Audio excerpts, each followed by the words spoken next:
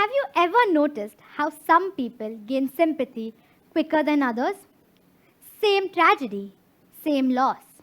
And yet, one person receives attention, compassion, and help, while the other, well, nothing.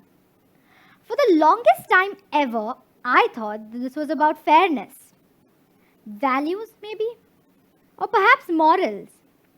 But I was wrong.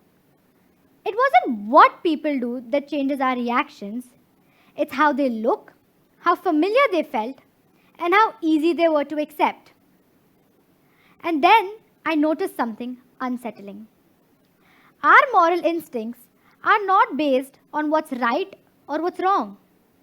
They're based off of comfort. We like to believe that our moral instincts are fair and objective. And that when we say that something is right or wrong, that we've clearly thought it through. But the truth is, most of the time, we haven't. Our brains still run on this very old definition of safety.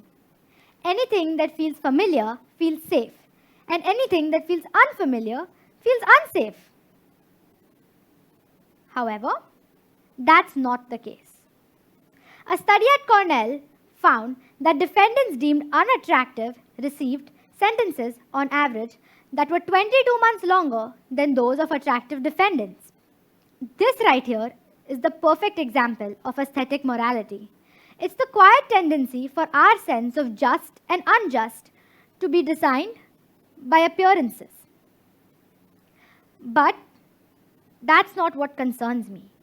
What concerns me is that none of this is deliberate. Our brains act in this way because they were wired to do so by years and years of evolution. And that raises a disturbing question. If our instincts can quietly distort our morality, does that mean that every single decision that we make is much more biased and much less ethical than we think? Here's where biology comes in. Deep in our brain, there's this organ called the insula. The insula basically acts as a fear and threat receptor. It's fast, it's emotional, and it doesn't wait for context. So, when we first notice something unfamiliar, often before we've ever thought anything else, our insula jumps to a conclusion. Then, the orbitofrontal cortex steps in. The orbitofrontal cortex assigns a value to this emotional signal, which means most of the time it ends up reinforcing this bias instead of questioning it. So, at the end of the day, our brains classify familiar as safe and unfamiliar as unsafe. However, biology isn't destiny. Our brains are plastic, which means that they can change over time. This is where we can harbor neuroplasticity. Neuroplasticity is the brain's ability to make new neural connections over time, which means that our brains can literally rewire themselves. So, by slowing down and by questioning our initial instinct, the insula becomes less receptive to what's unfamiliar. The orbitofrontal cortex starts prioritizing context over appearances.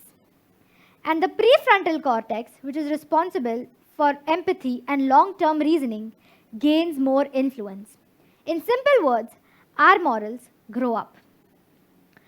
This matters because our instincts were built for a smaller, simpler world, similar to what existed during early civilizations. But today, we live in a world shaped by massive audiences, modern technology, and a constant information overload. Which means that even though we think that our instincts remain private, they don't. They scale up. And they scale into giant judgment systems that look fair but quietly fail people. And it all feels right because it feels familiar. Moral evolution looks like catching that first instinct and not letting it decide the whole story. It means pausing long enough to ask yourself this: is my discomfort stemming from actual harm, or is it just unfamiliarity? It means widening what we're already exposed to: people, places, experiences, so that our sense of normal isn't so narrow anymore. And over time, the brain adjusts. We become clearer, fairer judges. The future human is one that doesn't confuse comfort for ethics, or familiarity for goodness, or aesthetics with the truth. The future human is one that knows what they feel and why they feel it and still choose fairly anyway.